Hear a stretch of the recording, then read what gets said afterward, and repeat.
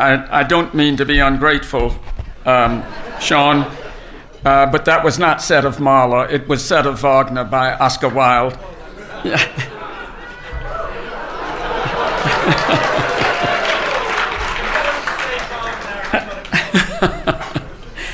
I had breakfast this morning with Harris Barton, and I told him that I never give a speech like this without preparing two speeches, one from Ben and one from Bernie, and then I try to read the crowd and decide which one to deliver. But Harris said, "Go with the humor, Ben." So I have decided to deliver a speech that begins with a brief introduction of my favorite pre-Socratic philosopher.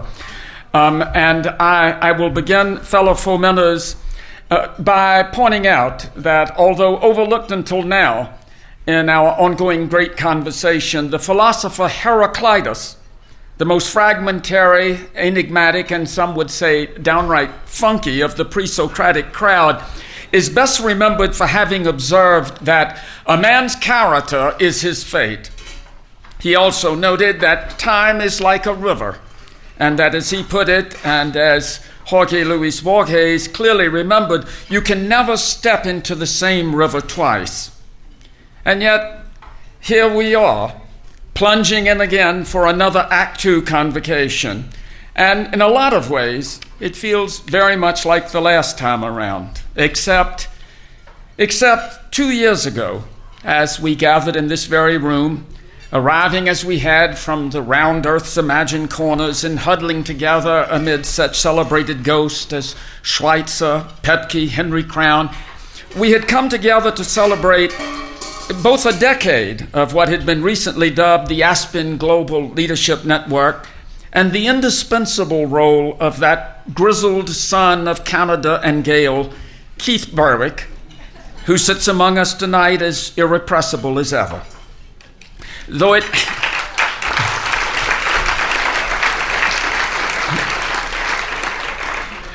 may indeed have been a different river from today's, it was exactly at this point in our proceedings that I was asked to address the crowd, and as I surveyed the room, I could not repress the thought that, convening from such origins, united by such common purpose, we resemble nothing so much as a host of Jedi Knights in that scene from the end of the first Star Wars movie, summoned to honor our own revered Obi-Wan Kenobi, while pledging ourselves yet again to fight for the final cause of a good life in a just society, known to all true followers of Mortimer and O'Toole as eudaimonia, happiness of the highest sort. And it was then at that precise point, with that image in mind, that I referred to our AGLN as an intergalactic army of the just. Now, somebody asked me after my remarks if I had been serious about the intergalactic part, and I said, sure. And like the universe itself, we are still expanding. So here we are once more in our expanded, not to say gaseous state, ready to resume where we left off. And the first thing I do is make the mistake of mentioning Heraclitus. And in he saunters, disrupting my metaphor, elbowing Aristotle aside, insisting we acknowledge that it is not just us and the roaring fork that have changed. The universe itself seems to be coming apart at the seams. What with Death Stars exploding and markets melting down in what in happier times we might have called a perennial gale of creative destruction. Back when our ingenuity and boldness seemed more than enough to keep Darth Vader at bay, and eudaimonia seemed very nearly within our grasp. Fellow Jedi, what were we thinking? If a moralistic busybody like Seneca the Younger had popped into our discussion, he might have asked sarcastically if ad astra per avarita was our watchword, to the stars through greed. And today he would probably suggest luctor et emergo. I struggle, but I will survive. Or even certe toto, sentio nos, incansate non iam adesi. You know, Toto, I have a feeling we're not in Kansas anymore. But what does Seneca know about flying into Aspen on an asteroid-battered Millennium Falcon, wondering whether there are signals in the storm to which our overtaxed guidance systems might adhere, steering us not just from success to significance, but, as we now might hope, from fiasco to fulfillment. That is the real question before us, and my answer, fellow Jedi, is yes. And to underscore that optimistic message, I'm going to indulge in a George Lucas sort of prequel that will, I promise, not only illuminate the origins of my metaphorical army, but lead us forward to the hope that happiness of the Aristotelian sort still lies there glittering just beyond the bend. Here's how my scenario begins. A long time ago, in a galaxy far, far away, when I was 17 and just a little under 6 feet tall, I competed for a prestigious scholarship at a college that put its candidates through several days of tests and interviews. One of the tests was the Minnesota Multiphasic Personality Inventory, which made such a deep impression on me that I still remember some of the questions. Do you often have black tarry movements? Truly, that was one of the questions. And is someone following you? I was fairly certain that the question in college was not recruiting brilliant psychotics, so those questions were fairly easy to deal with. I don't know to this day what the presumed significance of black tarry movements might have been, but they sounded like something one ought to avoid. And when I ran into a further question that asked somewhat coyly, would you rather arrange flowers or polish metal? I deduced that a predilection for flower arranging as opposed to the manly activity of polishing metal was probably as undesirable as black tarry movements. So I expressed a fervid dedication to polishing metal. Though I won the scholarship, I did not go to that prestigious college, partly because I'd concluded that 4 years there would probably involve a lot of metal polishing of one sort or another. But the college was generous enough to share with me the outcome of my Minnesota Multiphasic Personality Inventory, which indicated that I was ideally suited to pursue a military career. Even given my disingenuous approach to the test, I was fairly astonished by that conclusion. Astonished and bemused, because I had grown up amidst such crazed and brawling truculence in South Carolina that I had supposed that I might prefer to be an English professor. But there it was. A man's multiphasic inventory is his fate.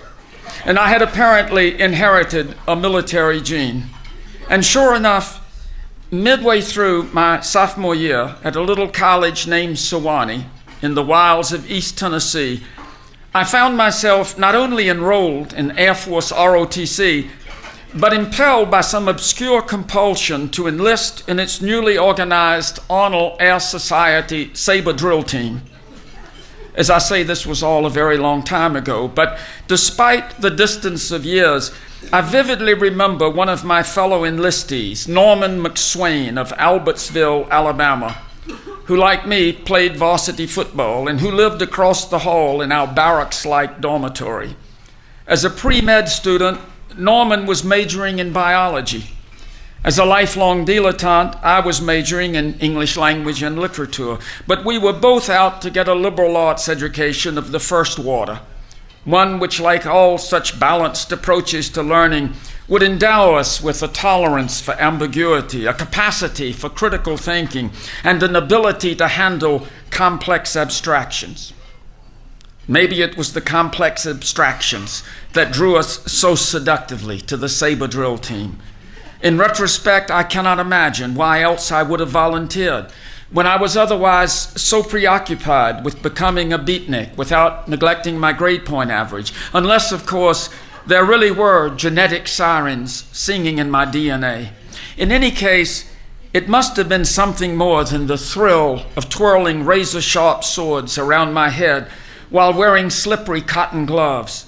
Possibly it was the routine itself, with its macho choreography, immaculately silent, faultlessly obedient to the Busby Berkeley logic of its own expanding and collapsing patterns, not just handling abstractions or creating abstractions, but enveloped by them, caught up like gnats in a furious wind, or musicians in some wild orchestral surge, goaded by that fierce geometry, slashing our deadly instruments through the air like so many Sweeney Todds decked out in Razzi blue.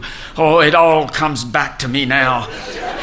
The martial rapture, the balletic skill, the cool indifference to disaster, riskier than skimming hurdles on our pockmarked cinder track, headier than rehearsing abstract expressionist pass patterns for our luckless football team, or planning daring bombing raids over Moscow in military science. I suspect even hulking, maladroit Norman must have felt at times like a Nijinsky in Brogans, darting and circling, kneeling in crisp salutes, and rising once more to resume our steady tread, flowering like fleur-de-mal in the botany of Armageddon, a paradigm of creation itself, a human clock winding precisely down to a sudden unanimous halt.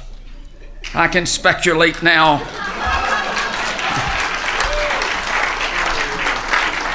I can speculate now that pursuant to some higher meaning, we were handling complex abstractions, but it was not from our instructors that I learned the significance of what we were doing, nor from the despotic Wimple Lyle, student commander of ROTC.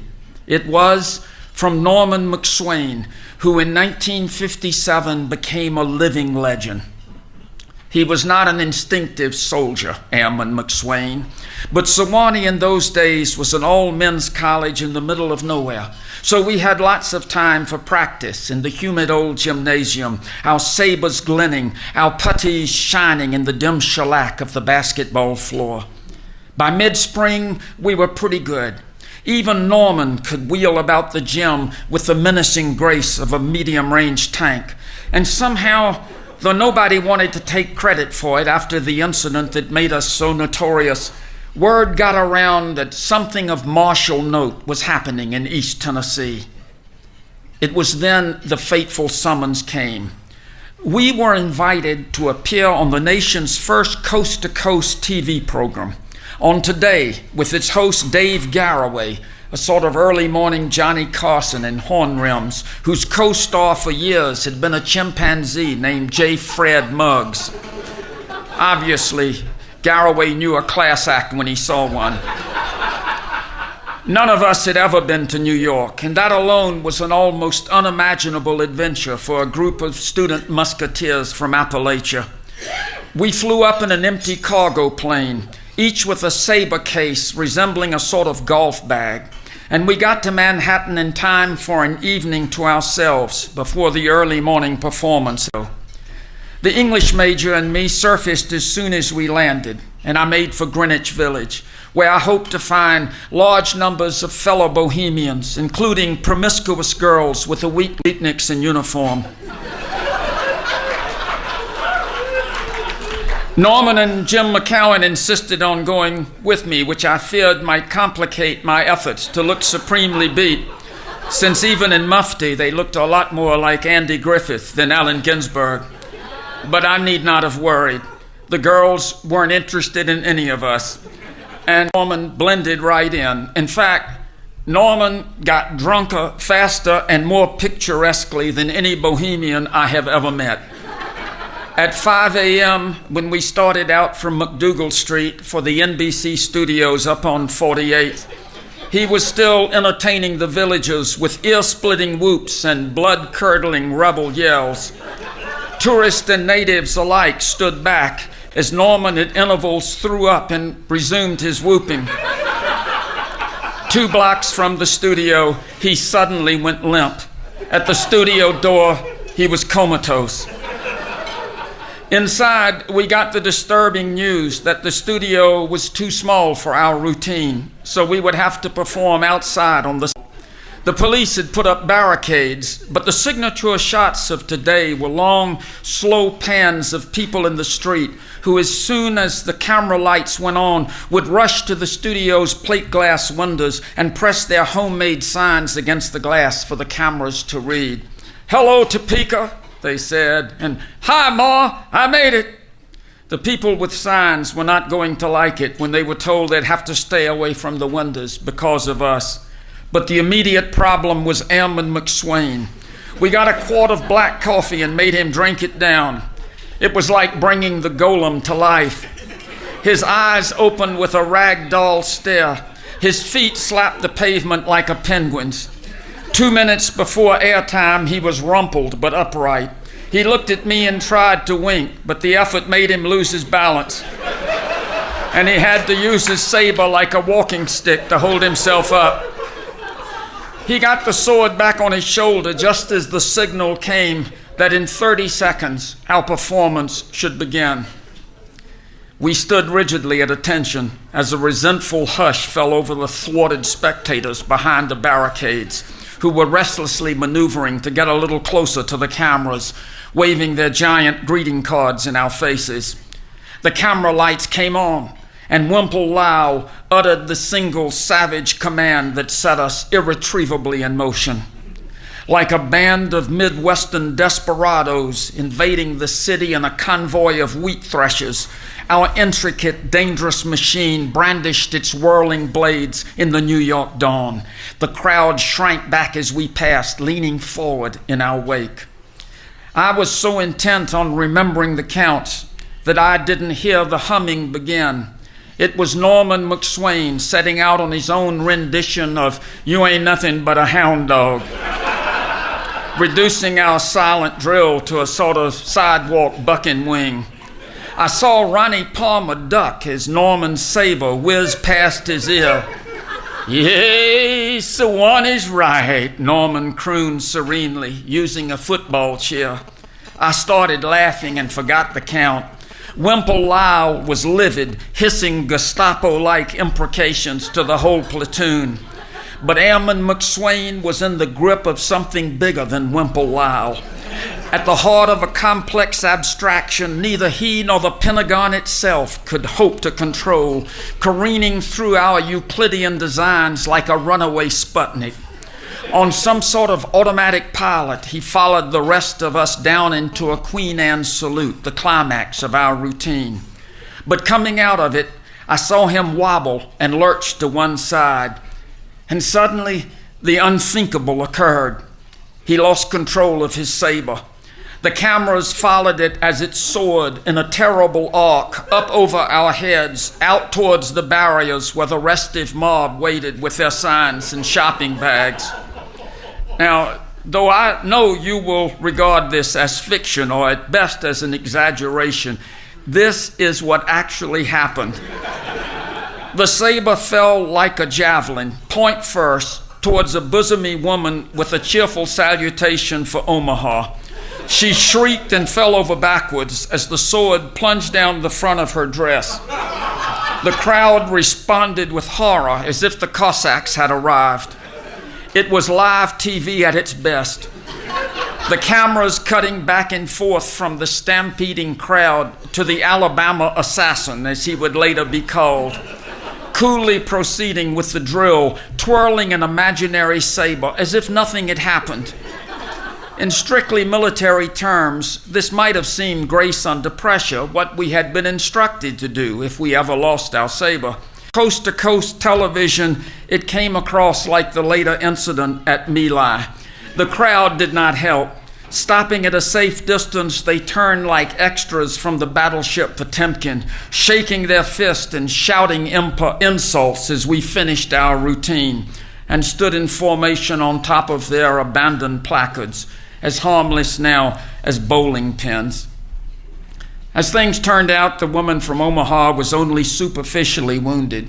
We later learned the network had paid her off in exchange for exclusive coverage of the Fifth Avenue Massacre, as it was dubbed by the Daily News, before we left Manhattan disguised as the undergraduate golf team from VMI. We were never invited anywhere again. And in fact, we disbanded shortly afterwards, returning our sabers to a humbled Wimple Lyle, who saw them locked away in a closet in the old ROTC building, where they may be rusting still, except for Norman's, of course, which as far as we knew had been carried off by a Midtown scavenger as a war souvenir. After more than 50 years, I can at last assess that episode with detachment. And what is most salient to me today is an irony unsuspected at the time.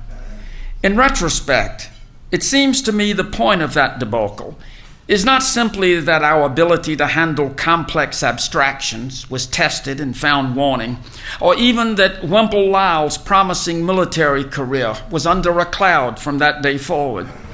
Airman Lyle would overcome that setback and enjoy considerable success in his Air Force career. But the truly astonishing ironies, ones that put me in mind of Mark Twain's mordant observation that Providence don't fire no blank cartridges, boys, derive from what happened to the rest of us. Ronnie Palmer, whom I mentioned only in passing, became a lawyer in an adjacent state specializing in product liability.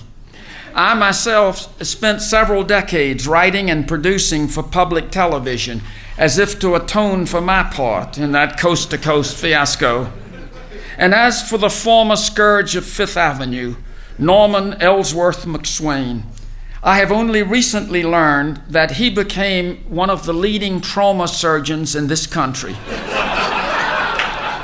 an expert in emergency medicine and the much-acclaimed director of the surgical trauma unit at Tulane University, where I am almost certain none of his colleagues at the beginning of his career back in the spring of 1957, when that 12-bladed abstraction in boots was launched like a dreadnought in the desert.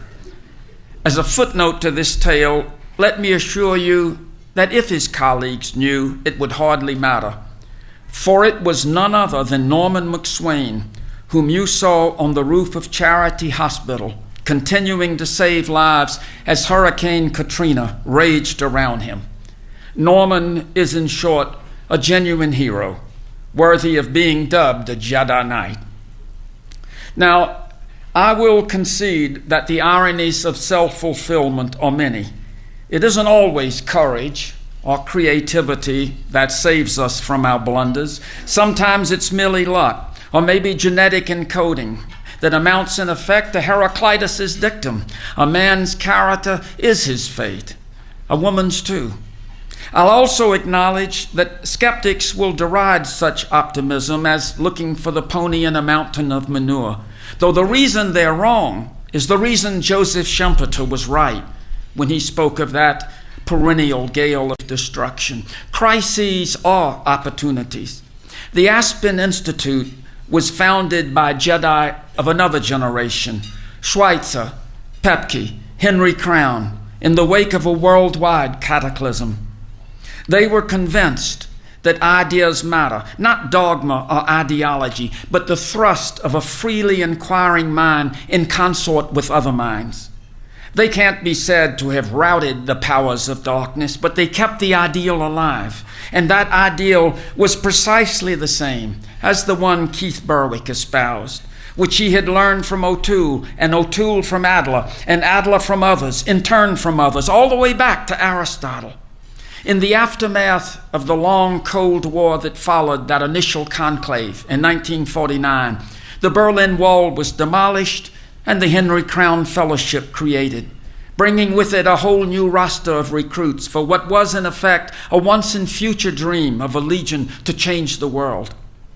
That is, of course, a synoptic account of our intergalactic host, the Praetorian Guard of those who would change the world, those whose idea of happiness is productive self-fulfillment for themselves and for everyone else, whose notion of justice is a good life lived by all. It goes without saying that every now and then one of us will lose his saber, sometimes in mortifying ways. But then it's equally true that life has many turns, an epic has many sequels, the river keeps on flowing. And what is my Yoda-like message tonight? As stepped once again into this turbulent current, I come before you bearing Aristotle in this hand and Heraclitus in that. Think of it as adding a dash of one to flavor the other, if you will, a bit of Ben to sweeten the Mortimer. Let me tell you what else that pre-Socratic oracular Heraclitus has to say. It isn't changing that things find purpose. The way up and the way down are one and the same. If you don't expect the unexpected, you will never find it. The sun is new each day. So here we are then, Heraclitus, tossed together in this promiscuous heap with you and Aristotle, with Lester, Francis, and Muriel, Adler, Berwick, Battle, Reiling, Isaacson, on, the numberless ranks of AGLN knights increasing with each passing year. For the moment, ensconced once again in the warm cocoon of our mothership, we schmooze. In a day or two, we disperse to continue the fight for truth and justice, happiness, as the word is spread from nation to nation and star to star. March on and on, you intergalactic army of the just. You have nothing to lose but your shirts. Thank you very much.